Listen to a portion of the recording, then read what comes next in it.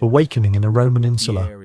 Have you ever wondered what it feels like to wake up in ancient Rome? Not in a marble villa with columns and fountains, but in the insula, the tall, crowded apartment blocks where most Romans actually lived. Historians often remind us that while villas fill the paintings and dramas, the ordinary citizen stirred awake in cramped rooms, thin walls, and streets already noisy with carts. Before we begin, pause. Dim your lights if you have not already. Settle your pillow, and let your breathing fall into a slow rhythm. This story will move as gently as morning light, creeping across cracked plaster. And if your eyes close before the day ends, Rome will still be waiting for you. The first sounds. You open your eyes to the sound of footsteps creaking above. The insula never sleeps entirely. Neighbors shift, boards groan, water jars scrape across floors. From the alley below, a mule snorts. A cart rattles past, wheels striking cobblestones unevenly. Voices already rise faintly, vendors shouting early wares, neighbors calling across balconies. The air is cool, damp with the night's humidity. The smell of mildew lingers in the plaster, mixed with smoke from yesterday's cooking fire. Your blanket is thin wool, scratchy against skin. Straw rustles beneath, poking unevenly through the bedding. The myth of luxury.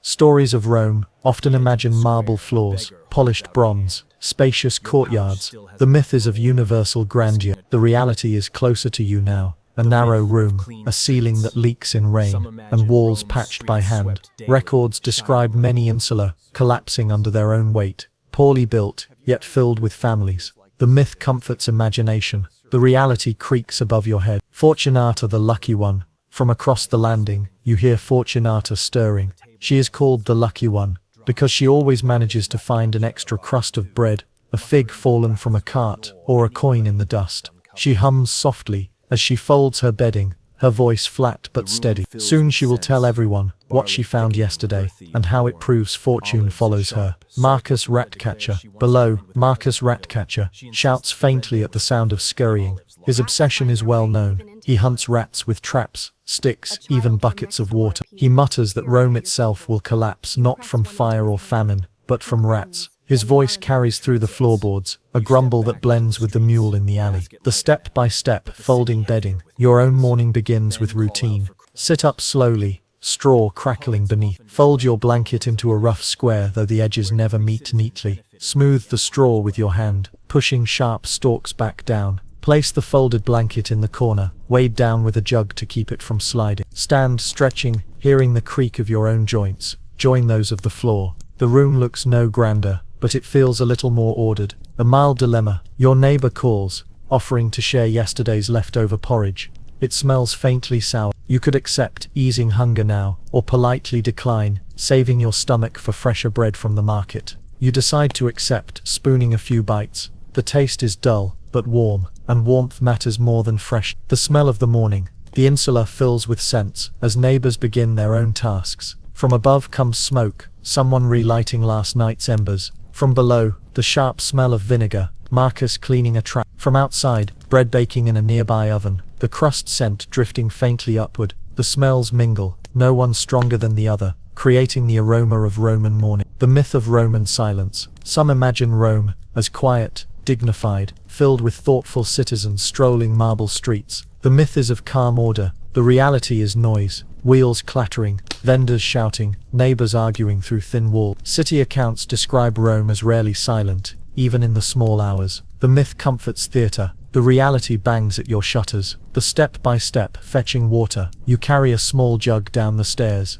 Step carefully. The stairs are narrow, wood uneven beneath your feet. Hold the jug tight, clay cool against your palm. Walk into the street, blinking at morning light. Join the short line at the fountain, listening to water splash steadily. Fill the jug, hefting it slowly back upstairs. The water is cool, clear, and heavier than you expect. Fortunata and the fountain. At the fountain, Fortunata stands ahead of you. She laughs, holding up a coin she claims to have found near the drain. She declares it a sign that today's market will bring her more fortune. The others roll their eyes, but she smiles, lucky once more. A mild dilemma. On the way back, you see a boy holding out his hand. He asks for water, his jug cracked. You could share some, spilling it into his broken vessel, or save your portion for your family. You tip a little into his jug. It leaks slowly, but he grins anyway. Your own jug feels lighter, but not emptier. The light of the room. Back inside, You set the jug down. Light filters weakly through the small window. Dust floats in the beam,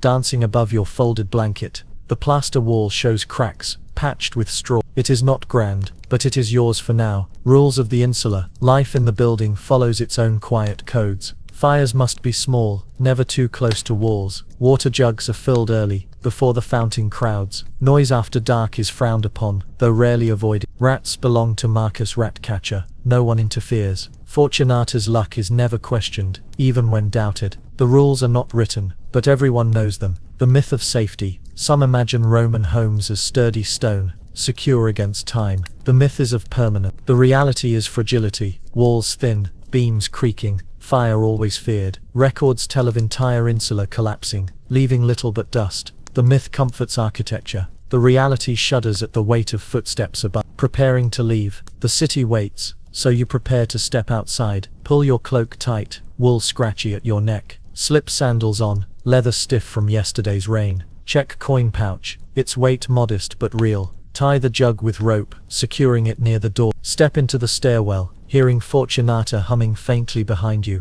The day stretches forward, narrow stairs, leading down into Rome itself. The soft cadence, the stairs creak, the shutters groan, the mule snorts below, and you, stepping into light, feel Rome awaken around you. The fountain splashes, the neighbors murmur, and you drift forward, slowly, into the day. The morning rush, markets and streets. Have you ever wondered what it feels like to step out of your building and into the living streets of ancient Rome? The poets described marble forums and wide avenues, but most citizens saw narrower lanes first, paved with worn stones, lined with crowded shops, and filled with carts that rattled from dawn. Before you join the crowd, pause, adjust your pillow, breathe slowly, and imagine the cool weight of a Roman cloak over your shoulders. This chapter will move as steadily as a cart rolling over cobblestones, and if your eyes close while the vendors still call, the market will still be waiting when you wake. The first steps onto the street. You step out of the insula, into light already bright. The air is thick with scents, smoke from hearths, the sharp tang of fish carried from the Tiber,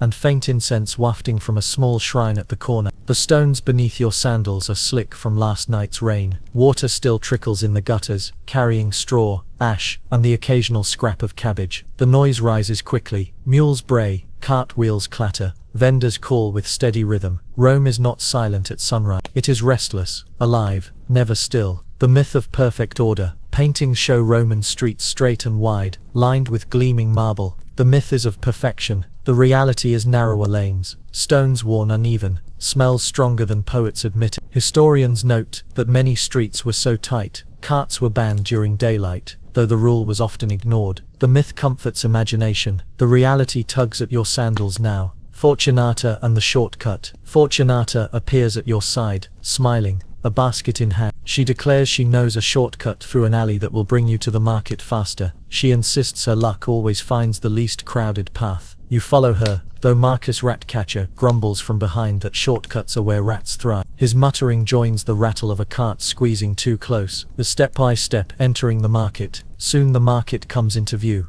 Pass beneath an arch, stones dark with age. Step into the square, wide but crowded. Feel the press of bodies on every side, each moving with purpose. Smell bread baking, fish laid out, spices burning faintly. Listen to the calls, olives, fresh olives, cheese, sharp and fine, a chorus rising together. The market is not orderly, it is noisy, layered and constant. The myth of abundance. Stories tell of Rome as endlessly supplied, grain from Egypt, wine from Gaul, oil from Spain. The myth is of overflowing stalls. The reality is rationing, substitutions, and bread that sometimes tasted of ash. Records show grain doles distributed to citizens, but lines long and tempers short. The myth comforts empire. The reality weighs coins in your hand. A mild dilemma. Your coin purse holds little. You could buy fresh bread now, its crust still warm, or you could save your coin for oil later, needed to keep your lamp burning tonight. The bread tempts, but you tighten the pouch and move on. The hunger can wait, the lamp cannot. The smell of the market. The scents shift with each stall. Garlic sharp, piled high in basket. Fish, already turning, salted to last longer. Olives soaking in brine, their aroma heavy and earthy. Incense burning at a corner altar, sweet but smoky. Leather from sandals stacked in neat rows. The air is thick and you breathe it as though it were part of the bargain itself. Marcus Ratcatcher's complaint. Marcus stops at a grain seller's stall. He mutters that he sees rat droppings near the sacks. The merchant waves him off, claiming fortune favors those who buy early. Fortunata laughs, declaring even rats must eat in Rome. The two argue softly, their words lost in the crowd's roar. Rules of the market. Every market follows its own rules, unwritten but clear. Arrive early, the best bread vanishes first. Keep your hand on your coin purse. Thieves are quicker than rats. Haggle softly, loud arguments attract crowds. Step aside when carts push through, they rarely stop. Always taste the olive before you buy the jar. The rules are simple, but they keep order in the noise. Step by step, buying olives. You decide to buy olives, a staple for the day. Approach the stall, rows of jars gleaming with oil. Hold out a coin, its edge worn. The merchant hands you a small measure wrapped in leaf. Taste one quickly, salty, sharp, firm. Tuck the bundle into your basket, heavier with every step. The olives glisten, both food and burden. The myth of silent dignity. Writers often described Romans as serious, dignified, full of gravitas. The myth is of solemn citizen. The reality here is laughter, shouts, jokes, even songs shouted by fishmongers to drown out rivals. Some scholars believe the noise of Roman markets was one of the empire's defining features. The myth comforts statues, the reality tugs your sleeve in the crowd. Fortunata's discovery. Fortunata gasps, holding up a fig she claims to have found near a stall. She bites it, juice running down her chin, declaring it the sweetest in Rome. Marcus scowls, muttering that figs fall because rats gnawed the stem. Fortunata insists, luck alone placed it in her hand. The truth does not matter, she smiles, either way. A mild dilemma. At the edge of the square, a beggar holds out a hand. Your pouch still has enough for oil. You could spare a coin now, risking a darkened lamp tonight. Or you could keep it, light ensuring safety in your room. You hesitate, then drop the coin into his palm. The lamp may dim, but his gratitude glows faintly. Step by step, leaving the market. The market grows louder, more crowded. You decide to return home. Tighten your cloak, basket against your chest. Step carefully through the press, sandals slipping on spilled oil. Avoid the mule cart forcing its way through. Duck back into a side street, narrower but calmer. Breathe more easily, noise fading behind you. The square still hums, but distance softens its edge. The myth of clean streets. Some imagine Rome's streets swept daily, shining like marble. The myth is of tidy order. The reality is refuse tossed from windows, gutters filled with ash and scraps, smells rising with heat. City accounts mention laws against throwing waste, but they were rarely obeyed. The myth comforts marble statues. The reality clings to your sandals, returning toward the insula. As you near home, the alley narrows, laundry hangs from ropes, dripping water onto your clothes. Children play with clay figures, their laughter sharp. Marcus mutters about rats hiding in baskets, but Fortunata only hums, her basket heavier with luck. The insula looms above, tall and crooked. You step back into its shadow, market behind you. The soft cadence, the carts creak, the vendors call, the olives glisten, and you, basket in hand, feel the city breathe around you. The shutters close, the voices fade, and you drift slowly into the day's next rhythm. Bread, olives and wine, eating like a Roman. Have you ever wondered what it feels like to sit at a table in ancient Rome, not at the banquet of a senator, surrounded by silver dishes and dancers, but at the small wooden table of an ordinary family, where meals are brief, modest, and quietly shared? Before you taste, pause, adjust your pillow, let your breath slow, as though you too were leaning against a worn bench, clay bowl in hand. This chapter will move as slowly as porridge simmering over low embers, and if your eyes close before the meal is done, the bread will still be waiting in the basket. The humble meal. You sit in your narrow room, light spilling through the window. On the table rests bread, dry, dark, its crust rough. Beside it lie olives, wrapped in leaf from the market, their brine already staining the wood. A small cup holds wine diluted with water, sour but steady. The air smells of smoke from the small hearth, and of bread's faint sweetness. Neighbors' voices drift through the wall, spoons scraping, water jugs clinking. Rome eats together but not together, each home its own small world. The myth of endless feasts. Stories of Rome linger on banquets, roasted peacocks, honeyed dormice, rivers of wine. The myth is of daily feasting. The reality is plainer. Bread, porridge, cheese, olives, sometimes onions or beans. Historians note that the majority of Romans ate little meat, reserving it for festivals. The myth comforts paintings. The reality chews slowly at your crust. She insists the gods favor her meals. She bites into it, juice dripping, then offers the stem for luck.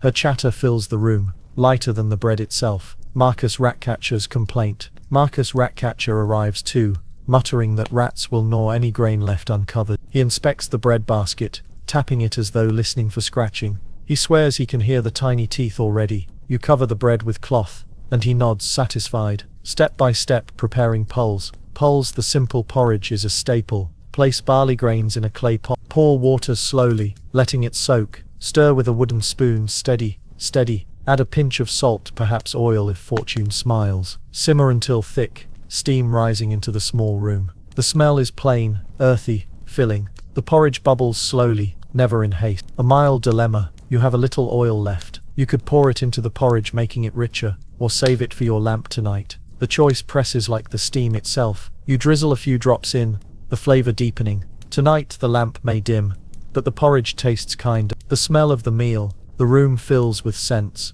Barley thickening, earthy and warm. Olives sharp, salty, briny. Bread dry, faint sweetness lingering. Wine sour, mixed with clay from the cup. The scents layer gently, each modest, none The myth of Roman wine. Poets praised Roman wine as nectar. The myth is of endless amphorae, golden and rich. The reality is watered wine, sour, often mixed with herbs or honey to disguise it. Letters mention soldiers complaining of thin, bitter drink. The myth comforts the reality waits in your clay cup. Rules of the table. Even the simplest table carries its quiet codes. Bread is broken, never cut with a knife. Olives are counted, fair shares matter. Wine is always watered. Strong wine marks pulse is stirred clockwise, for luck. Figs, if found, are shared, even if fortune placed them in one hand. The rules are simple, but they shape the rhythm of the meal. Fortunata's boast. Fortunata declares she once dined with a cousin at a villa. She insists the bread there was softer, the olives larger. Marcus interrupts, muttering that rats find their way even into villas. Their voices clash softly, but both return to chewing bread, because nothing says Roman dining quite like arguing over figs and rats. Step by step eating the meal. You begin your own bowl. Break bread, dipping the crust into the porridge. Place an olive carefully on the bread. Chew slowly. Sip wine after, sourness washing down the salt. Repeat steady rhythm. Bread always first, wine always last. Wipe the bowl with the final crust, leaving nothing behind. The motions are simple, repeated day after day. A mild dilemma. A child from next door appears, peering at your table. You could share an olive, thinning your portion, or look away pretending not to notice. You press one into his hand. He grins, then runs. The brine still damp on your fingers. Your portion shrinks, but your room feels lighter. The myth of lavish breakfasts. Some imagine Romans began each day with rich morning meals. The myth is of eggs, fruit, honey. The reality is no breakfast at all for many.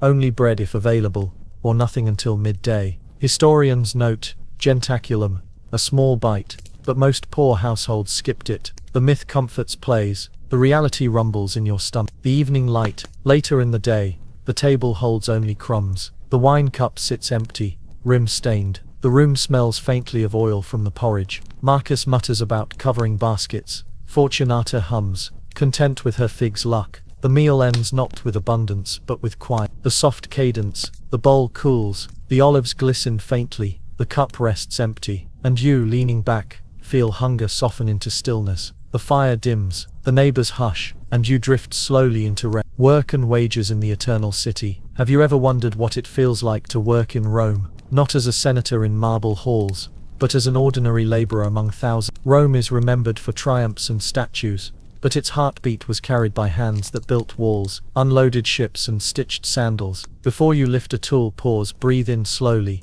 exhale gently. If you are resting in bed, let your arms feel heavy, as though holding a hammer that has been lifted too many times. This chapter will move as steadily as a worker's stride through dusty streets, and if your eyes close before the day's labor ends, the workshop will still be waiting. The streets of work. You step back into the streets, basket lighter now, but the city heavier with noise. Men call out for crews to unload carts. Craftsmen sit at doorways, sandals hanging on pegs, scraps of leather scattered. A scribe bends over a wax tablet, lips moving silently with each line. The smell of smoke mixes with hot iron from a smith's forge nearby. Rome wakes to work, not to leisure. The myth of universal prosperity. Poets often described Rome as a place of plenty, where every citizen benefited from the empire's wealth. The myth is of shared abundance. The reality is that wealth clustered at the top, while most worked long hours for modest pay. Historians note daily wages just enough to cover bread, oil and rent. The myth comforts marble statues. The reality sweats in alley workshops. He mutters that rats feast more than citizens here. He sets his traps with care, listening for the faint scurry in shadows. The air smells of dust, chaff and the faint musk of animals. Marcus swears he hears chewing louder than hammer strike. Fortunata's lucky find. Fortunata waves from across the street. She claims she has found a coin under the sandal maker's bench. She insists Fortune follows her footsteps, guiding her to markets, to figs, and now to stray coins. The craftsman laughs, saying she should hire herself as a coin finder. She grins, adding the coin to her pouch, luck intact. Step by step in a workshop, you enter a sandal maker's shop, air heavy with leather and oil. The craftsman cuts strips of leather with a small knife, steady, precise. He heats an awl in the fire, the smell sharp. Holes are pressed, straps threaded carefully, soles are stitched, needle pulling tight, thread squeaking faintly. Sandals are stacked neatly by the door, ready for feet that will wear them thin within weeks. The work is not fast but steady, each step repeated day by day. A mild dilemma. The craftsman offers you sandals, worn but usable, for a coin. Your own a crack. You could spend the coin now, or save it for tomorrow's food. You walk away barefoot in thought, sandals left behind, stomach still deciding. The smell of labor, work fills the senses differently than meals. The forge smells of burning charcoal and hot iron. The workshop of cut leather, oil and sweat. The docks of fish, salt and damp wood. The scribe's corner of wax, ink and dust from old papyrus. Rome's wealth is measured in cents as much as coin. The myth of leisurely citizens. Some imagine Romans as leisurely, reclining in togas, debating philosophy daily. The myth is of idleness. The reality is that most citizens, freedmen and slaves, worked long hours with little pause. Accounts mention crowds rushing to find day work, each morning uncertain. The myth comforts theatre. The reality scratches at sandals. Rules of a labor crew. Dock workers, you pass live by their own rules. Share water, though never too quickly. No man claims a better spot on the cart. Rats are Marcus's concern, not theirs. At sundown all stop, no matter the cargo. These rules are not carved but followed as closely as wages allow. Step by step a day at the docks. You walk to the Tiber, where barges unload grain. Men shoulder sacks, dust rising in clouds. The overseer calls, tallying loudly, chalk marking every delivery. Rats scatter as sacks shift. Marcus mutters curses, stick in hand. Workers heave together, dropping sacks onto wagons. Coins clink into hands at day's end. Pay light but steady. The river smells of mud and fish, the air filled with grunts and curses. A mild dilemma. An overseer offers you work, but for half wages, claiming too many men wait. You could take it, earning less but earning something. Or you could refuse, hoping for better tomorrow. You nod and accept, the half coin still warm in your palm. The work is heavy, but silence heavier. Fortunata's story. At midday Fortunata returns with bread she claims was given freely by a baker's cousin. She insists Fortune guided her smile. Marcus grumbles, saying bread always costs something, even if rats steal it. She shrugs, sharing a crust, luck wrapped in generosity. The myth of work stability. Some imagine Roman jobs as steady, secured for life. The myth is of permanence. The reality is day labor, work one day, none the next.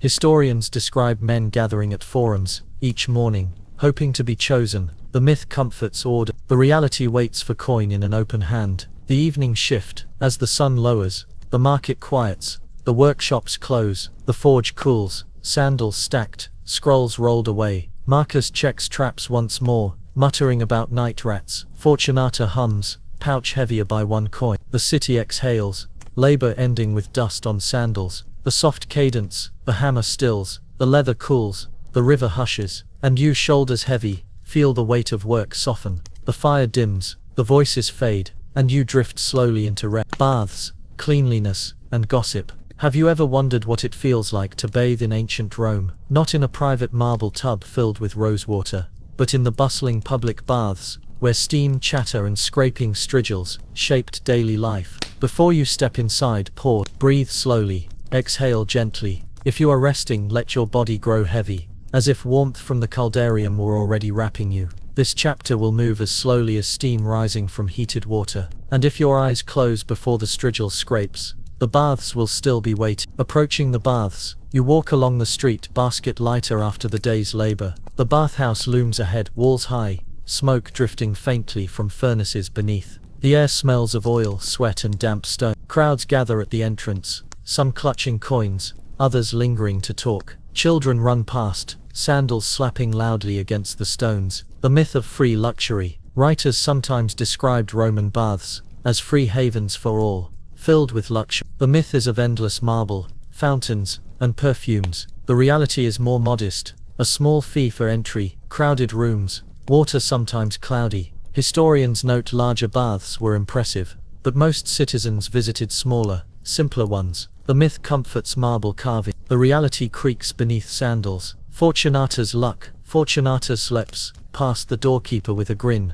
claiming she accidentally dropped her coin yesterday. She insists fortune grants her entry without payment. Others shake their heads, but she walks in boldly, humming as if the gods themselves hold the door. Marcus Ratcatcher's complaint. Marcus lingers at the edge of the pool, muttering that damp corners breed rats. He taps his stick against the wall, listening for hollow sound. He insists Rome worries about fleas while rats swim freely. The others ignore him, but his voice carries above the splash. Step by step, entering the baths, your own routine begins. Hand a coin to the doorkeeper, its edge worn smooth. Step into the upper deuterium, the changing room, walls echoing with chatter. Remove sandals and cloak, folding them carefully.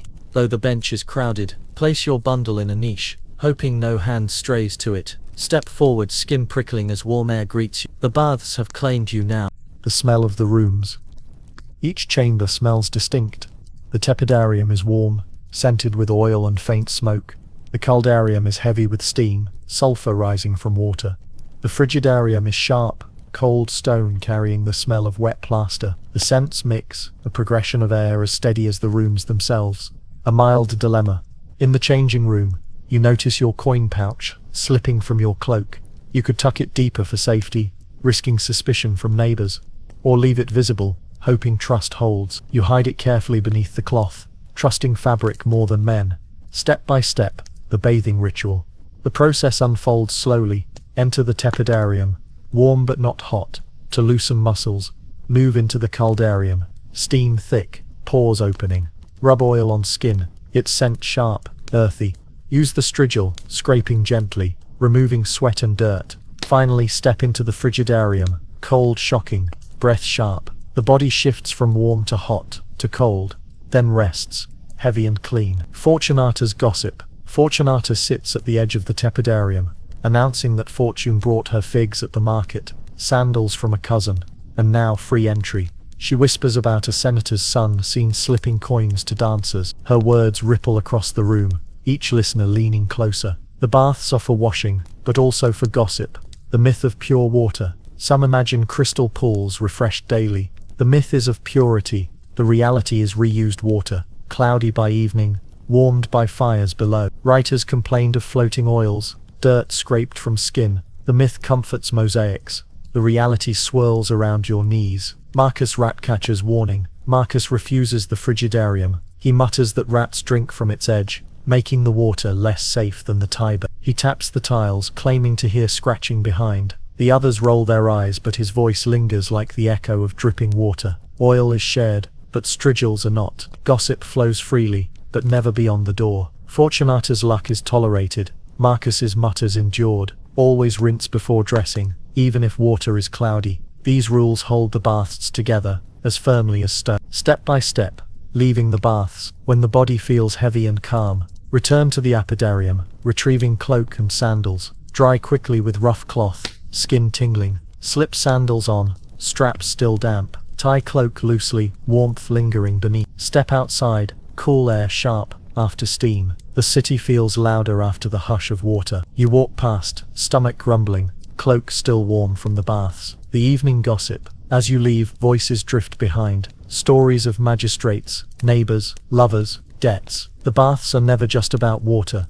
They are Rome's walls with ears, steam carrying whispers into every corner. Fortunata laughs as though fortune tells her all secrets. Marcus mutters that rats know more than people anyway. The soft cadence, the steam fades, the water cools, the strigil rests, and you, skin heavy, feel stillness settle. The city hums, the lamps glow, and you drift slowly into rest. Religion, shrines, and daily rituals. Have you ever wondered what it feels like to practice religion in ancient Rome? Not the grand sacrifices described by poets, not the marble temples filled with priests, but the smaller acts that marked daily life: lighting incense, setting bread at a shrine, or whispering a prayer before work. Before you begin, pause, breathe in slowly, exhale gently. If you are lying down, let your arms fall to your side as though you too were standing before a household altar. This chapter will move as softly as smoke rising from incense, and if your eyes close before the offering ends, the gods will still be waiting. The household altar.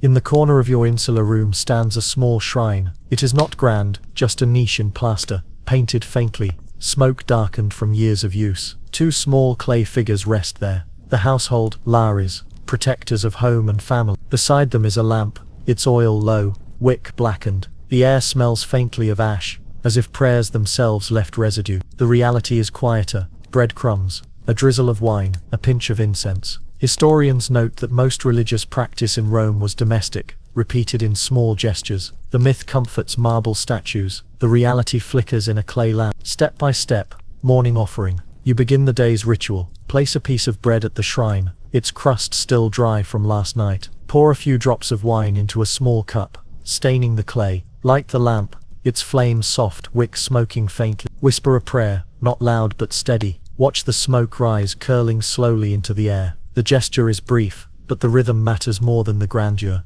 Fortunata's lucky offering. Fortunata enters, grinning, holding a small She insists fortune guided her to it, and so it must be given to the gods. She sets it gently before the lares, declaring her household twice blessed. The fig's sweetness fills the air faintly, sharper than ash. Her faith in her own luck makes the shrine glow bright. Marcus Ratcatcher's complaint. Marcus leans in, frowning at the shrine. He mutters that no god has yet answered his prayers to rid Rome of rats. He taps the plaster with his stick, listening as if rats might be hiding behind the lares themselves. His devotion is less pious than suspicious. Still, he lights incense, muttering that perhaps smoke will confuse vermin. A mild dilemma. Your oil jar is nearly empty. You could pour the last drops into the lamp, letting the flame burn brightly for the god. Or you could save them for evening, when darkness will press against your room. You compromise, adding only a little, the lamp flickering but not strong. The gods will see, and so will you. Oil burns faintly,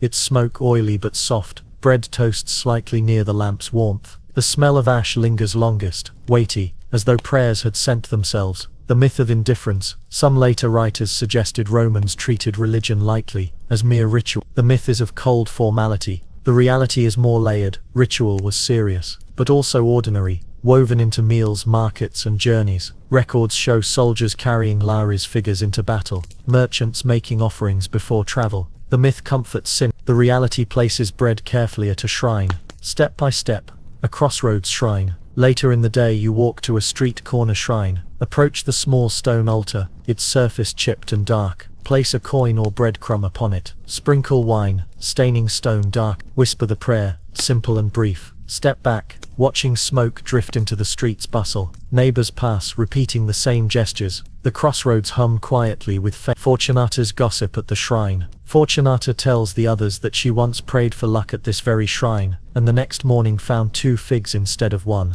She declares it proof that fortune listens. Marcus mutters that figs drop easily, and rats steal them more quickly than gods grant them. The argument is familiar, softened by incense. Rules of daily worship. Even in ordinary faith, rules shape behavior. Bread offered must be plain, not spun. Wine poured must always be diluted, never strong. Prayers whispered, not shouted. Gods dislike noise. Incense burned until it fades, never blown out. Fortune is thanked, even if only Fortunata believes in it. The rules are not carved in stone, but followed all the same. A mild dilemma. You pass another shrine on your way home. You have only 1 crumb of bread left. You could place it here, honoring the spirits of this corner, or save it for your own lares at home. You break it in 2, leaving half, pocketing the gods may appreciate compromise. The myth of grand priests. Some imagine priests overseeing daily life in every home. The myth is of constant guidance. The reality is that families tended their own shrines, with priests seen only at festivals or temples. Household worship was not led but lived, repeated quietly each day. The myth comforts theater.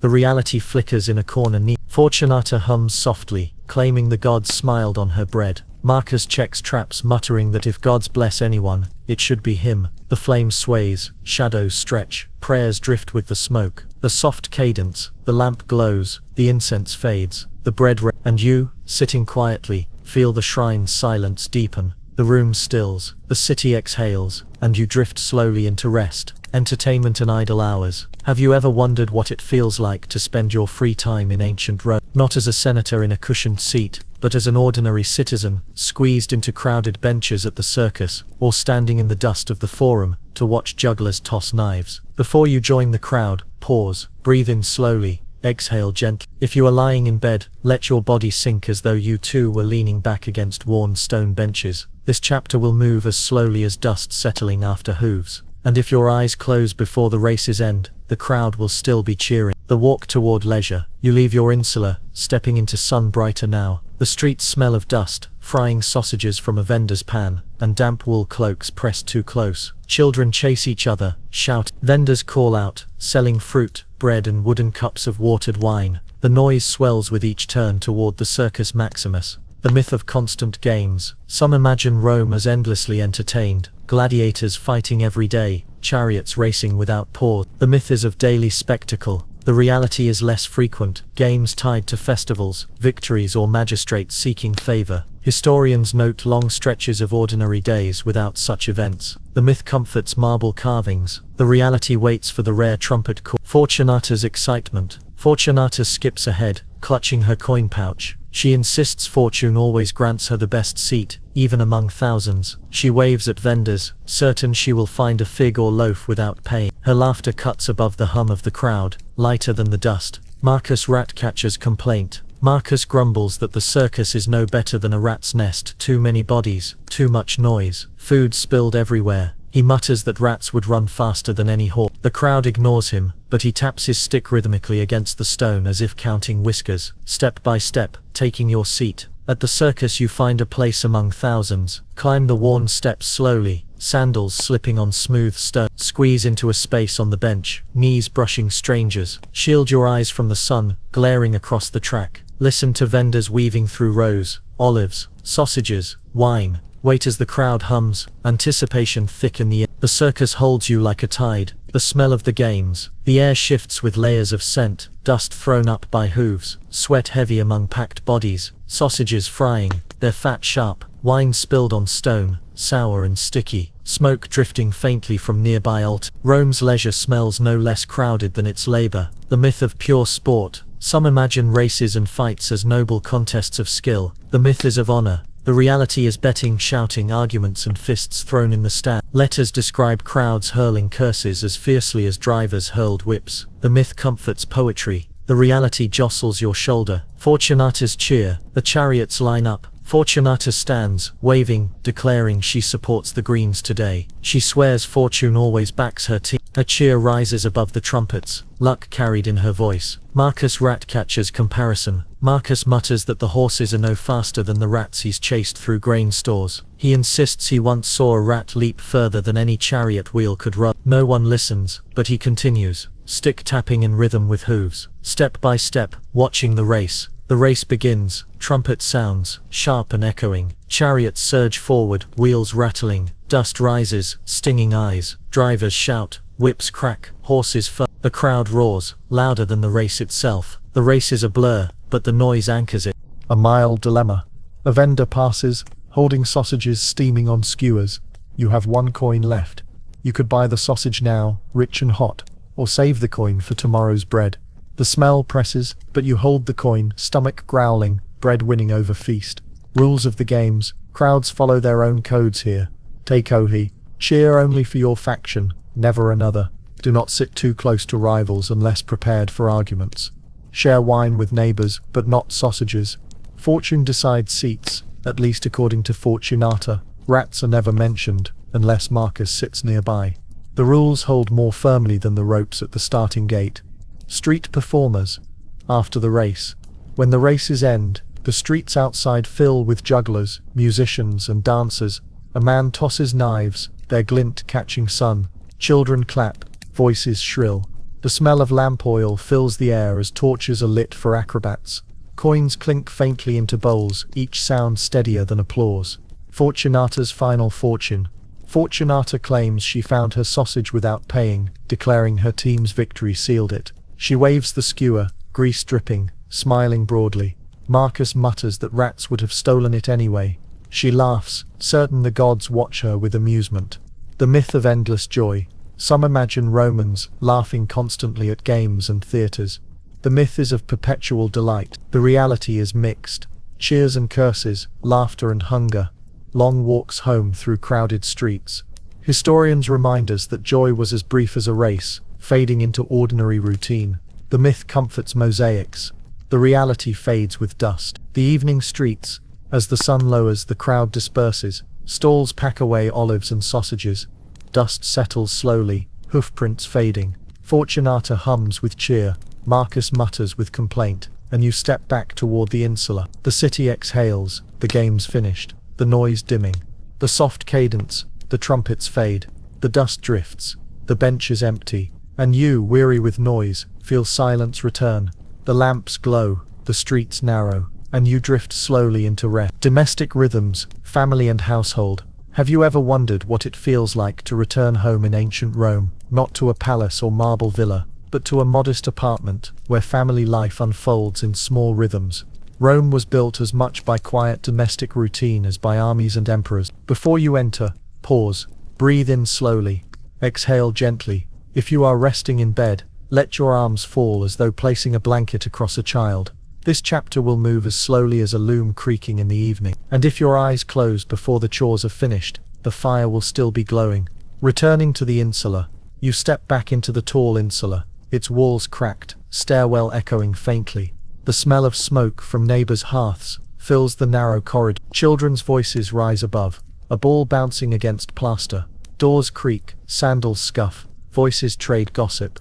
It is not silent, but it is home. The myth of Roman villas. Stories often focus on villas with courtyards, fountains, mosaics. The myth is of grandeur in every home. The reality for most is smaller. 1 or 2 rooms, crowded, filled with noise. Historians note many families sharing space, sleeping close, cooking on small hearths. The myth comforts marble statues. The reality creaks in your stairwell. Fortunata's boast. Fortunata greets you at the landing, claiming fortune smiled again.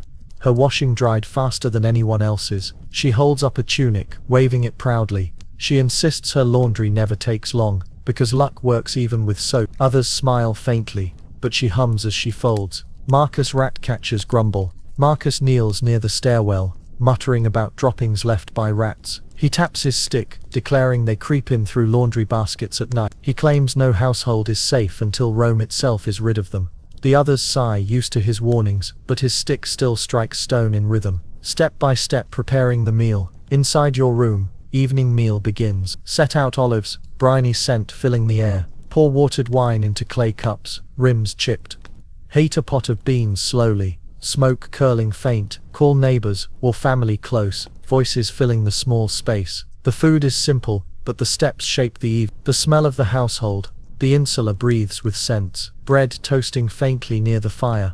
Wool drying on a line, damp and sharp. Oil lamps burning, their smoke bitter. Beans simmering, earthy and soft. Neighbors cooking blending. A patchwork of smells seeping through walls. A mild dilemma. Your last onion sits on the table. You could add it to the beans now, making them richer, or save it for tomorrow when food may be thinner. You decide to slice it, sharp scent, stinging eyes. Tonight's meal will comfort more than tomorrow's worry. Step by step, weaving. In the corner, a loom creaks. Warp threads are stretched, taut and uneven. Shuttle passes back and forth, wood tapping softly. Weft is pressed down with comb, fabric tightening. Strips of cloth lengthen slowly, inch by inch. The loom sighs, a steady counterpoint to voices. Weaving fills the room with both sound and patience. Fortunata's luck again. Fortunata claims her cloth always comes out stronger than others, not because of skill, but because fortune blesses her hand. She insists even knots tie themselves more neatly for her. Marcus scoffs, muttering that rats chew even the strongest cloth.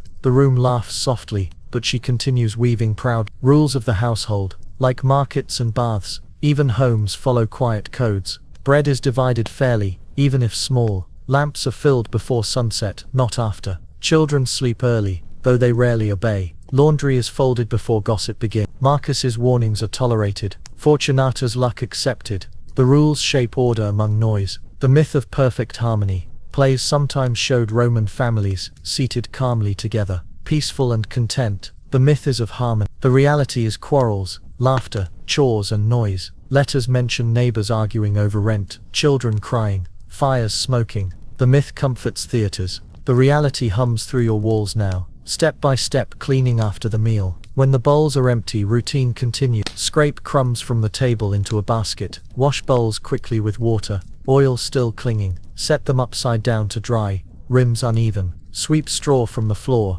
Dust rising faintly. Cover the hearth. Embers glowing softly beneath ash. The motions are small, but the house feels steadier. A mild dilemma. You have one blanket too many for your family tonight. You could keep it folded in the corner, or lend it to a neighbor whose child shivers. You pass it across the hall, their thanks whispered softly. Your own room grows colder, but warmer in spirit. Marcus Ratcatcher's patrol. Later, Marcus walks the stairwell, tapping his stick. He claims he heard scurrying beneath the beams. He sets a trap near the landing, muttering that rats know no rules. The neighbors sigh but let him work. His rhythm echoes faintly through the halls. Evening quiet. As night deepens, the noise fades slowly. The loom stands silent. The hearth cools. Children's voices dim, replaced by steady breathing. Fortunata hums faintly, her cloth folded neatly. Marcus's trap clicks once, echoing in the stairwell. The insula rests, crowded but calm. The soft cadence. The beans cool. The loom stills. The lamp flickers. And you, lying back, feel the household settle. The walls breathe.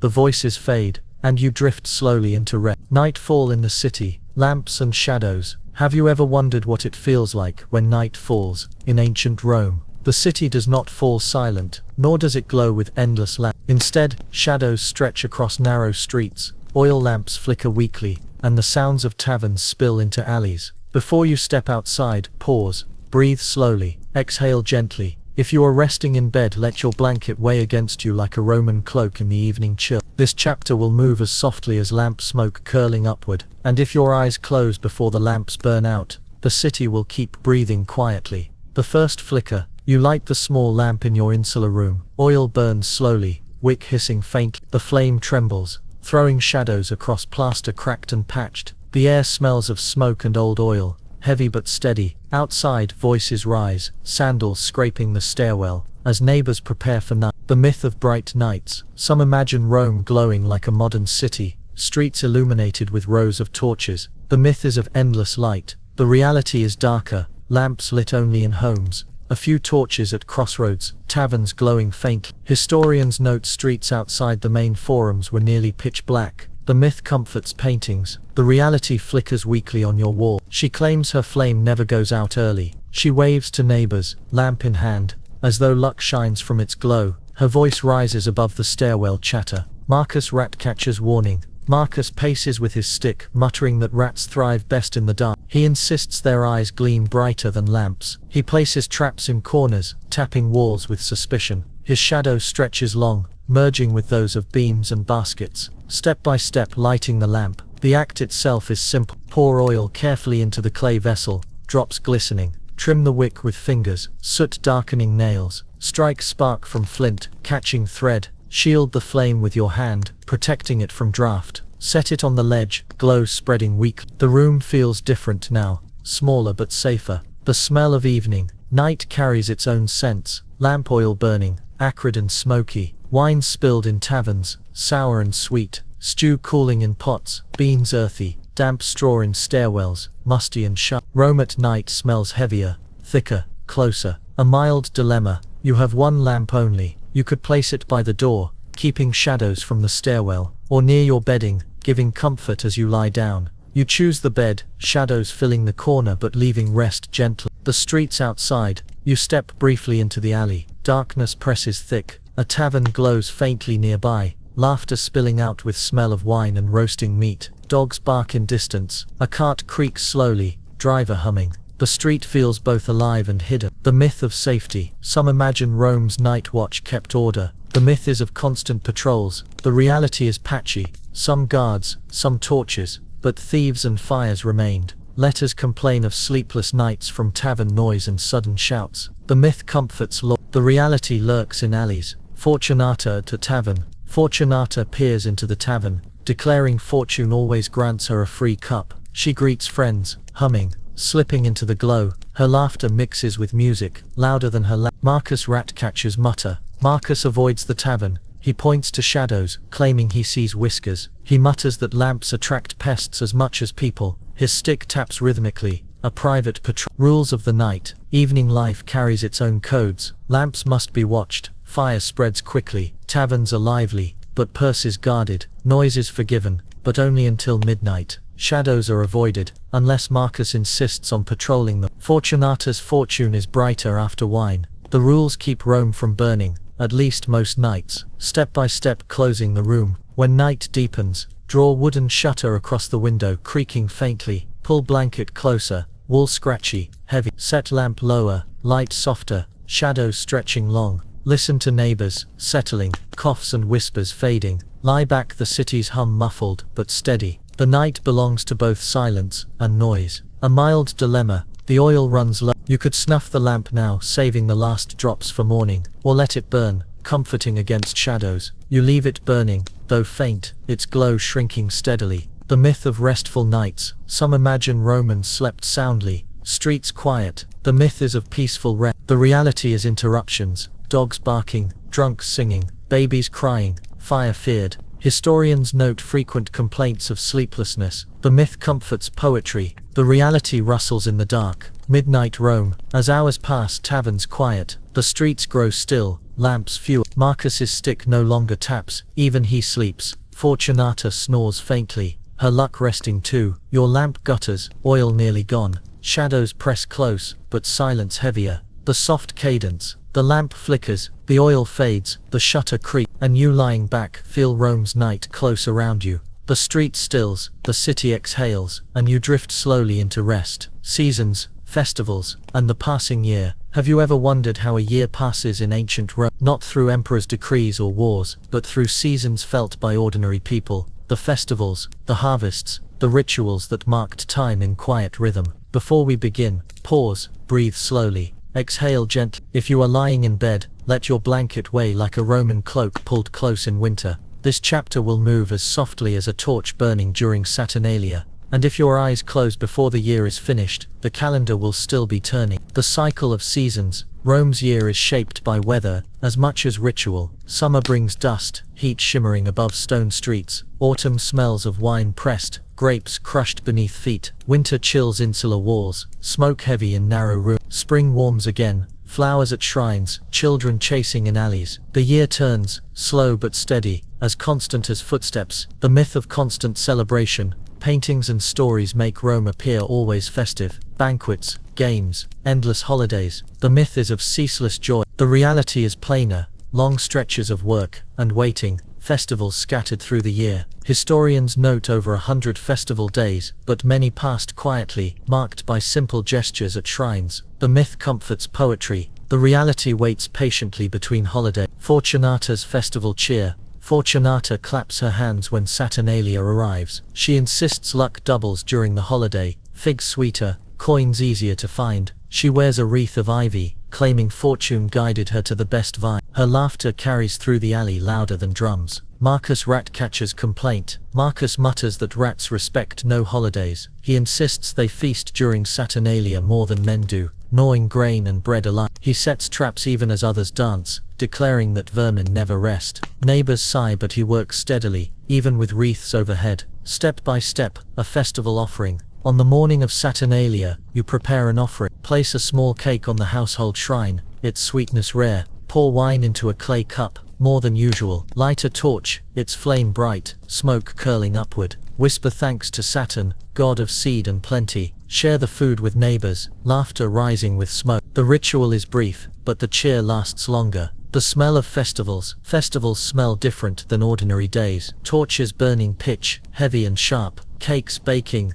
honey sweet. Wine spilled, sour but cheerful. Wreaths of greenery, ivy and laurel, fragrant and cool. Even the air itself feels thicker, carrying joy. A mild dilemma. You have one clean tunic left. You could wear it now, joining the festival bright, or save it for a later holiday, when others will notice more. You choose to wear it, the cloth stiff but fresh. The day feels lighter, though tomorrow's tunic may be worn. Rules of Saturnalia. The holiday itself has rules, strange but welcome. Masters serve slaves at table if only briefly. Gifts are exchanged, small candles, nuts or toy. Gambling is permitted, coins clinking louder than usual. Wreaths are worn, ivy twined in hair. Serious business is paused, fortune rules instead. The rules turn the world upside down if only for day. Fortunata's luck at dice. Fortunata joins a game, tossing knucklebones onto a board. She laughs, declaring fortune never fails her. The bones land in her favor, coins sliding across the table. Marcus mutters that even rats could throw better, but her cheer is louder than his complaint. The myth of endless Saturnalia.